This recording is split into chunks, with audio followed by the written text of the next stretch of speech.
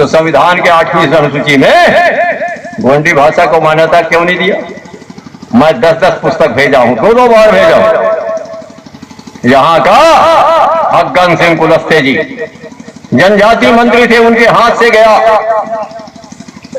डोगरी भाषा को मान्यता मिल गई, जिसको आपने सुना नहीं होगा। मैथिली भाषा को मिल गई। बोडो भाषा आपके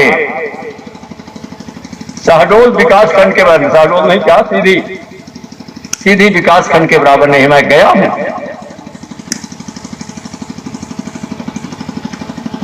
और आपके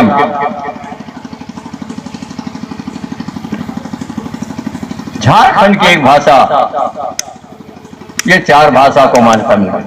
हम लगभग करोड़ लोग गोंडी बोलते हैं। हमने विधिवत राष्ट्रपति को लिखकर भेजा है।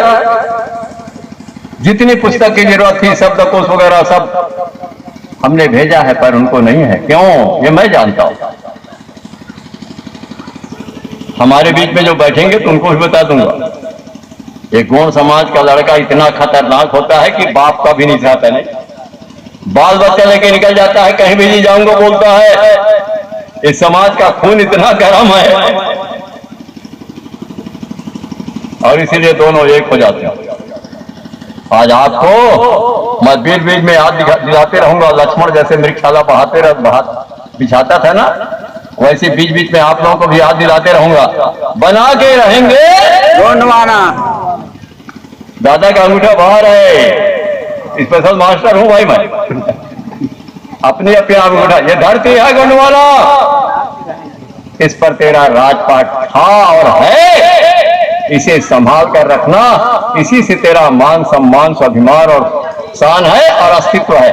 जैसे आज शब्द आया था कि अस्तित्व खतरे में है, तो उसे बचाएंगे कैसे? जब आपके पास पूंजी होगा।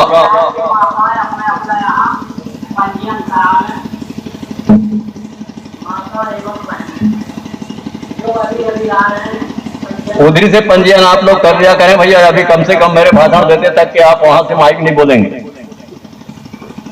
आपको भी मेरा सुनना है। मैं तो सबका नाम लिखूंगा, क्योंकि 5 पांडव महाभारत जीते थे। आज ठाकुर कमल नारायण सिंह खुसरो राजा के बगीचा में उससे 100 गुना ज्यादा लोग। और आज एक नया इतिहास लिखना है। एक तो मैंने आप कहा कि गोंडवाना हारा क्यों? गाली नहीं दोगे तो बता दूंगा। क्यों अध्यक्ष जी? गाली तो नहीं देंगे, क्योंकि मैं गाली खाने का काम करता हूं। दोगे तो 4 रोटी ज्यादा खा लेना। गोंड जात पक्का बेईमान, भाई के और सगा के दुश्मन, पर के मिता। क्यों गड़बड़ तो नहीं कर रहा हूं? आज से सुधर जाओ। आज यहां कमल नारायण को साक्षी मानकर संकल्प लो कि गोंड जात पक्का ईमानदार, भाई के हितवा, सगा के हितवा और सगा का मितान। लिख लो भाई। ये दीवार में आपको लिखना पड़ेगा। दादा जो बोलते हैं, हमको क्या लेना देना यार? मलेरिया है तो आपको भोजन पिलाना ही पड़ेगा। कड़वी दवाई है दादा के पास। यही हुआ। राम ने कहा विभीषण तुमको मैं राजा बना देता हूं। मरा नहीं है रावण, राज तिलक कर दिया। वारे राम। सुग्रीव तुमको मैं राजा बना देता हूं। छोटे भाई फूल गए, मैं राजा बनूंगा। वैसी हाल इस समाज का। इस समाज का क्या हाल है? तुम्हारी ही बहन बेटियां सड़कों में मजदूरी करते और लकड़ी बेचते दिखती। और कोई समाज को देखा है?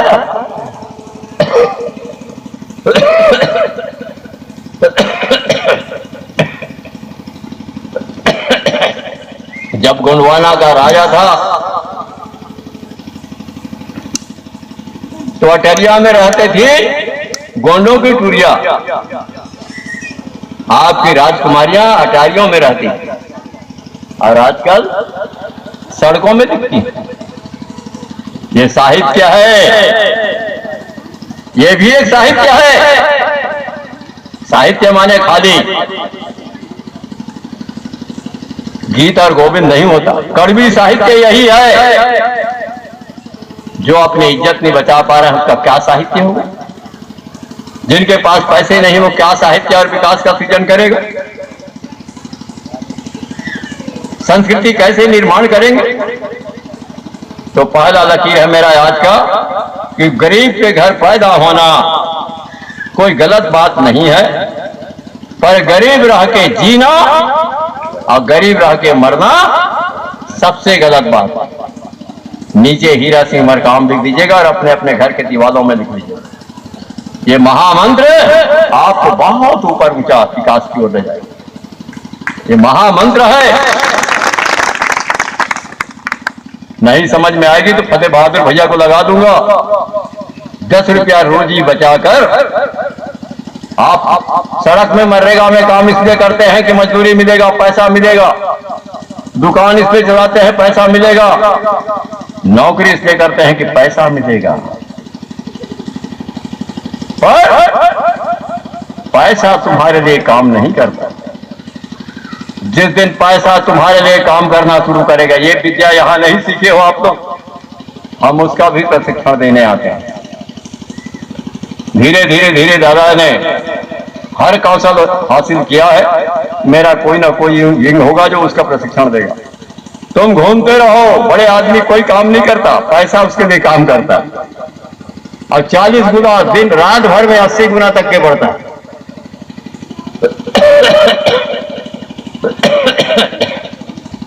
हम पैसे के लिए काम करते हैं, पैसा हमारे लिए काम नहीं कर रहा है।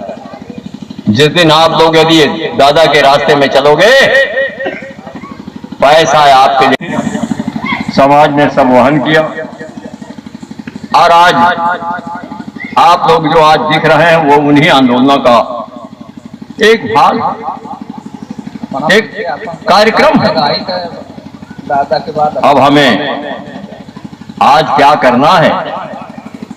एक ऐतिहासिक स्थल पर है और ऐतिहासिक कार्यक्रम क्या हो तो हम उस गीत पर आ जाए। हम गुणवाना वाले कहेंगे नहीं, करके दिखलाएंगे, करके दिखलाएंगे। आप ठीक से उठा दो यार। हम गुणवाना वाले कहेंगे नहीं, करके दिखलाएंगे, करके दिखलाएंगे।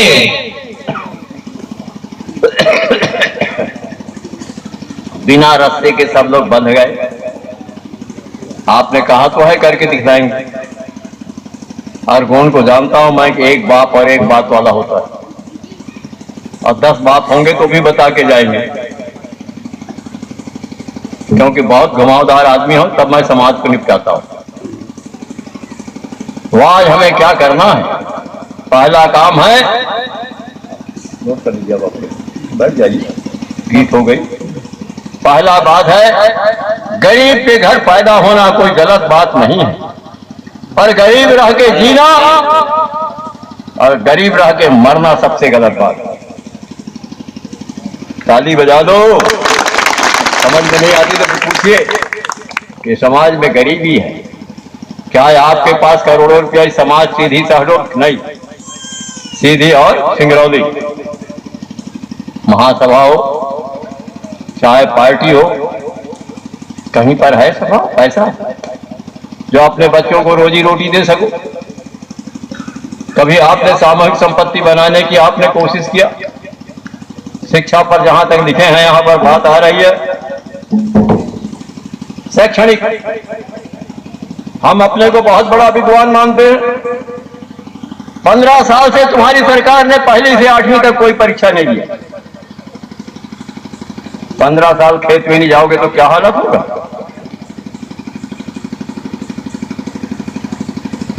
ये समाज 50 साल पीछे चला गया और वही जिंदाबाद और मुर्दाबाद में लगे। मुझे लगा कि हमारे लोग यूडीटी बनने लगे, नायब तहसीलदार बनने लगे, थानादार बनने लगे, तो अंदर अंदर लोगों के पेट में दर्द होना शुरू हो गया। क्यों सोनी जी?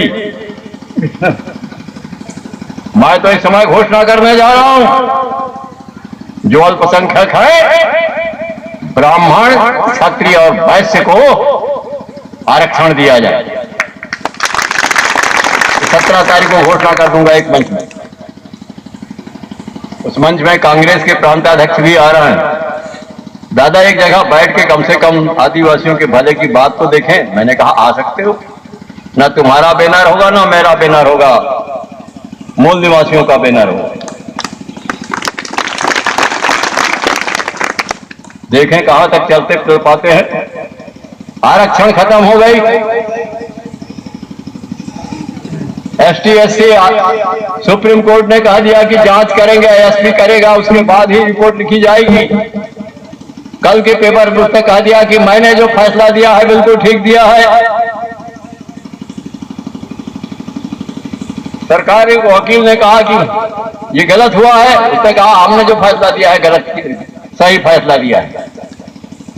हम जानते हैं क्योंकि हम राजनीति करते हैं, तो हमें समझ में आती है कि कौन कहलवा रहा है, कौन क्या कह रहा है। 2022 तक के हिंदू राष्ट्र बन जाएगा, आप कहां जाएंगे? तो पहले तो मैं शिक्षा पर ही बात कर लूं। 15 साल से तुम्हारा कोई भी 8वीं वाला 5वीं पास, 9वीं पास, 10वीं वाला बुला लीजिए, 4 लकीर इमला नहीं लिख सकता। हम 4ठी कक्षा में स्टाम्प लिखते थे 9 साल की उम्र में, रसीद लिखते थे, महाजनी लगाते थे, वो 4 लकीर इमला नहीं लिख सकता।